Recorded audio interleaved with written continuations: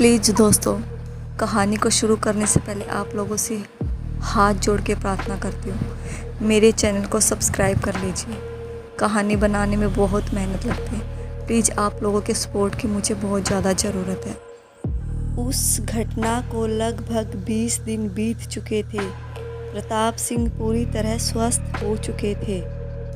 उनके अलावा उनकी रियासत में जितने भी लोग उस बीमारी से ग्रसित थे वह भी धीरे धीरे ठीक होने लगे थे। प्रताप सिंह शारीरिक रूप से तो पूर्णतः स्वस्थ हो चुके थे, लेकिन मानसिक रूप से अभी भी दुखी थे। अपने परिवार को खो देने के बाद सुभद्रा, सुनैना और सुकृति का जाना उनसे बर्दाश्त नहीं हो रहा था। शाम के समय वह अपने महल के ऊपरी झरोखे में खड़े दरवाजे की तरफ देख रहे थे। उनके चेहरे पर उदासी और चिंता की गहरे भाव थे। आपने तो हमसे कहा था कि आप तीनों वापस लौट आएंगी, लेकिन अब तक आप में से कोई नहीं आया और ना ही आपकी कोई खबर आई। अगर आपने वैद्य जी से यह नहीं कहा होता कि हम महल से बाहर ना निकलें, तो अब तक हम उस जगह पहुंच चुके होते जहां आपने हमें बचाने के लिए अपने प्राणों की आहुति दे दी। बस 6 दिन और, उसके बाद हम किसी की भी नहीं सुनेंगे। अगर आप तीनों हमसे वापस नहीं मिली तो हम उस जगह को फिर से ख़त्म कर देंगे। प्रताप सिंह की सूनी नज़रें अपनी तीनों रानियों को ढूंढ रही थी, जबकि कालखोर की मूर्ति के सामने तीनों रानियों की राख पड़ी थी। उनके पास वो औरत तंत्र साधना कर रही थी। 6 दिन के बाद दिन का तीसरा पहर बीत रहा था। तभी तीनों रानियों के शरीर की राख एक मूर्ति का रूप लेने लगी। वह मूर्तियाँ हूबहू उन तीनों जैसी थी। उनकी राख के पास आराधना कर रही उस औरत ने आंखें खोली जिसने उन तीनों रानियों की बलि दी थी। मैंने कहा था ना कि काली साधना से सब कुछ किया जा सकता है। यह तीनों फिर से जीवित हो रहे हैं। इन तीनों के प्राण लौट रहे हैं। वह जोर जोर से चिल्लाने लगी। उसकी आवाज़ सुनकर उसके कबीले के लोग जल्दी से उसके पास आए। वह सब कालखोर की मूर्ति के आगे हाथ जोड़कर खड़े थे। तभी तीनों रानियों की मूर्तियों ने पूर्ण रूप लिया। देखते ही देखते तीनों मूर्तियां सजीव हो उठी थी। सुभद्रा, सुनैना और सुकृति ने धीरे धीरे अपनी आंखें खोली और कालखोर की मूर्ति के आगे अपना शीश नवाया। उसके बाद उन तीनों ने उस औरत की तरफ देखा। उनके उस तरफ देखते ही उस औरत ने कहा, मैंने कहा था ना, तुम एक बार इसके आगे झुककर तो देखो, फिर समस्त कायनात तुम्हारे कदमों में होगी। हाँ, बिल्कुल सही कहा था तुमने। ऐसा लग रहा है एक लंबी नींद के बाद आज आंखें खुली हों। सुभद्रा ने कहा, तुम तीनों को पूरे 21 दिन का समय लगा इस रूप में आने में। समझ लो नींद सच में काफ़ी लंबी थी। उस औरत ने जवाब दिया। क्या 21 दिन? सुकृति हैरानी से बोली। हम इतने दिन से यहाँ पर हैं। हमारे स्वामी तो ठीक है ना? वह हमारे बिना परेशान हो गए होंगे। हाँ, परेशान तो बहुत हुए थे। तुम तीनों का संदेश लेने के लिए काफ़ी लोग भी यहाँ पर आए थे, लेकिन हमने उन्हें वापस लौटा दिया। उस औरत ने जवाब दिया। कोई बात नहीं, अब हम यहाँ से जाएंगे, तब स्वामी हमें देखकर बहुत खुश हो जाएंगे, सुनैना ने कहा। उसके कहने पर सुभद्रा ने उसकी बात पर हामी भरी और फिर उस औरत की तरफ देखकर कहा, क्या अब हम अपने घर वापस जा सकते हैं? हाँ, लौट सकती हो, लेकिन तुम तीनों ने बहुत कठिन राह चुनी है। जरूरी नहीं सब में वही बलिदान भावना हो जो तुम तीनों के अंदर है। भविष्य में तुम्हें बहुत सी बलियां देनी होंगी जो चंद्रवंशियों की होगी। यह सब आसान नहीं रहने वाला। तो क्या हुआ, आप हैं ना हमारे साथ? सुभद्रा ने रहस्यमयी मुस्कुराहट के साथ उस औरत की तरफ देखा। आपको देखकर लगता नहीं है कि आप इतने सालों से जिंदा हैं। उसकी बात सुनकर वह औरत मुस्कुराई। सुभद्रा उसका वह रूप देख पा रही थी जो वहाँ मौजूद उनमें से किसी को नहीं दिखाई दे रहा था। वह औरत वास्तव में एक हड्डियों का ढांचा लग रहा था। तुम वह देख पा रही हो जो कोई नहीं देख सकता। लगता है तुम काफ़ी खास हो सुभद्रा। वह चलकर उसके पास आई। अगर हमारे रास्ते कदम पर चलो तो तुम बहुत आगे जा सकती हो। वह सिद्धियां हासिल कर सकती हो जो हमारे पास हैं। हम आपके जितनी सिद्धियां हासिल भी नहीं करना चाहते। हम बस अपने स्वामी तक सीमित रहना चाहते हैं। उनके आसपास आए हर कतरे से उन्हें सुरक्षित रखना चाहते हैं। उन्हें अमर रखना चाहते हैं। इसके लिए हम हर उस सिद्धि को करेंगे जो हमें शक्तिशाली बनाए। सुभद्रा की बात सुनकर उस औरत ने कुछ पल सोचा और फिर कहा, ओह, तो तुम अपनी सीमाओं को प्रताप सिंह और उस महल तक ही सीमित रखना चाहती हो? हाँ, हमें वह सिद्धियाँ नहीं चाहिए जहाँ हम महल के बाहर कदम भी ना रखें और वहाँ से बैठे बैठे सब कर सकें, सुभद्रा ने कहा। फिर यही होगा, उस औरत ने जवाब दिया। प्रताप सिंह तुम्हारी राह देख रहे होंगे। अब तुम्हें वहाँ जाना चाहिए। एक बात याद रखना, अब तुम तीनों जीवित नहीं हो, मगर तुम एक जीवित व्यक्ति की तरह रह सकती हो। तुम्हें प्रताप सिंह के अलावा और कोई सजीव रूप में नहीं देख पाएगा। सुभद्रा ने उसकी बात पर हामी भरी और वहाँ से वो तीनों प्रतापगढ़ के महल के लिए लौट गई। रात्रि के समय कुछ दासियाँ प्रताप सिंह से भोजन करने का आग्रह कर रही थी, लेकिन वह बार बार मना कर रहे थे। उन्होंने गुस्से में उन सबको वहाँ से निकाल दिया।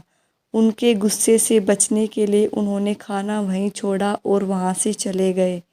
वहीं पर मौजूद सुभद्रा, सुनैना और सुकृति प्रताप सिंह की तरफ प्रेम भरी नज़रों से देख रही थी। जैसे ही वह सब दासियाँ वहाँ से गई, वह तीनों बाहर आई। आपको खाना खा लेना चाहिए था स्वामी, सुभद्रा ने कहा। उसकी आवाज़ सुनकर प्रताप सिंह जल्दी से उसकी तरफ पलटे। वह उन्हें देखकर बहुत खुश हुए और जल्दी से उनके पास आए। उनके पास आते ही सुनैना ने भोजन की थाली उठाई। सुभद्रा बहुत प्यार से प्रताप सिंह को खाना खिला रही थी, जबकि सुकृति उनके पास खड़ी उन्हें पंखा झल रही थी। आप बिल्कुल किसी बच्चे की तरह हैं। बिना मनुहार किए तो आपको खाना ही नहीं होता। देखिए क्या हालत कर ली आपने अपनी। खाना खिलाते हुए सुभद्रा उन्हें प्यार से झिड़क रही थी। अब आप तीनों आ गई हैं तो हम भी बिल्कुल ठीक हो जाएंगे। कहाँ रह गई थी आप? हम कब से आपकी राह देख रहे थे, खाना खाते हुए प्रताप सिंह बोले। अब हम तीनों यहाँ से कहीं नहीं जाएंगी, हमेशा आपकी सेवा में उपस्थित रहेंगी, सुकृति ने कहा। और हम जाने भी नहीं देंगे। आप तीनों लौट आई हैं तो हम आपके आने की खुशी में बहुत बड़ा जश्न रखेंगे। आपके जाने के बाद लोग पता नहीं कैसी कैसी बातें कर रहे थे। बोलते हैं आप तीनों मर चुकी हैं। उन्हें भी तो पता चले कि आप तीनों सही सलामत हैं, प्रताप सिंह ने कहा। प्रताप सिंह की बात सुनकर तीनों रानियों के चेहरे उतर गए। उन्होंने एक दूसरे की तरफ देखा। सुभद्रा आंखों ही आंखों में उन्हें सब संभालने के लिए कहा। सुभद्रा बिल्कुल धीमी आवाज़ में बोली, वो सही कह रहे हैं स्वामी, अब हम जीवित नहीं रही हैं। उसकी बात सुनकर प्रताप सिंह तुरंत खड़े हो गए। आप कैसी बातें कर रही हैं सुभद्रा? आप तीनों ठीक अवस्था में हमारे सामने खड़ी हैं और आप कह रही हैं कि हम जीवित नहीं हैं। जी बिल्कुल ठीक कह रही हैं स्वामी, अब हम जीवित नहीं रहे। आपकी जान बचाने के लिए और आपके हमेशा साथ रहने के लिए हमने अपने प्राणों की आहुति दे दी। चिंता मत कीजिए, जीजी ने रास्ता निकाल लिया है। अब हम हमेशा आपके साथ रहेंगे, सुनैना बोली। पहले तो प्रताप सिंह को उन तीनों के साथ रहने में काफ़ी डर का अनुभव हुआ, लेकिन धीरे धीरे उन्हें सच को स्वीकार कर लिया। हमेशा उनके साथ रहने और जीवित रहने के लिए प्रताप सिंह उन तीनों के साथ कालखोर की पूजा करने लगे। उस दिन से अब तक उन्होंने हजारों चंद्रवंशी बहुओं की बलि दी है। प्रतापगढ़ के महल में उर्मिला के कमरे में मौजूद तपस्या और अभिमन्यु को उर्मिला सारी कहानी बता रही थी। पूरी कहानी सुनने के बाद उन दोनों के चेहरे काफ़ी हैरान थे। अचानक अभिमन्यु हल्का सा हंसा और फिर बोला, कहानी काफ़ी अच्छी है माँ। थैंक गॉड आपकी वह तीनों रानियाँ इस टाइम में नहीं हैं। हंसो मत अभिमन्यु, यह कोई कहानी नहीं है। हम भी दुआ करते हैं कि काश यह कोई कहानी होती, लेकिन यह सच है, एक ऐसा कड़वा सच जिसे बदला नहीं जा सकता। उसके हंसने पर उर्मिला ने उसे डांटा। आंटी बिल्कुल ठीक कह रही हैं अभिमन्यु, यह कोई कहानी नहीं है। तपस्या ने उर्मिला की बात पर सहमति जताई। फिर उसने उर्मिला की तरफ संदेह भरी नज़रों से देखा और कहा, आपको सब कुछ कैसे पता है? आपने तो एक एक बात ऐसे बताई है जैसे ये सब आपकी आंखों के सामने हुआ हो। उसकी बात सुनकर उर्मिला कुछ देर के लिए चुप हो गई। फिर वह उदास स्वर में बोली, क्योंकि वह तीनों रानियां हमारे वंश से संबंध रखती है, इसलिए हम उन्हें देख भी सकते हैं, उनसे बात कर सकते हैं। उन्होंने खुद हमें ये कहानी सुनाई थी। क्या आपके कहने का मतलब है सुभद्रा, सुनैना और सुकृति आपकी फैमिली से बिलोंग करती थी? इस हिसाब से आप भी तो चंद्रवंशी हुई, फिर आपकी बलि क्यों नहीं दी? तपस्या ने हैरानी से पूछा। हम चंद्रवंशी नहीं हैं। उन तीनों रानियों की माँ चंद्रवंशी थी, इस वजह से उनके अंदर चंद्रवंशी खून था। अब तुम्हें सब कुछ पता चल गया है तो ईश्वर के लिए यहाँ से चली जाओ, इससे पहले कि बड़े दादा साहब की नज़र तुम पर पड़े, उर्मिला ने कहा। उसकी बात सुनकर तपस्या ने मुस्कुराकर जवाब दिया, यह कहानी सुनने के बाद तो ऐसा लग रहा है कि आपके बड़े दादा साहब और उन तीनों महारानियों से मिलना बनता है। सच कहूँ तो मुझे इस बकवास कहानी में कोई यकीन नहीं है, और वैसे भी मुझे क्या फ़र्क पड़ता है, मैं तो रावी से शादी करने वाला हूँ। अभिमन्यु ने तपस्या की तरफ देखकर कहा। यह प्रॉब्लम उनकी है जो चंद्रवंशी हैं। अब यह महल जाने और हमारी मिस चंद्रवंशी कि उन्हें एक दूसरे से कैसे निपटना है। अभिमन्यु की बात सुनकर तपस्या को बहुत गुस्सा आया।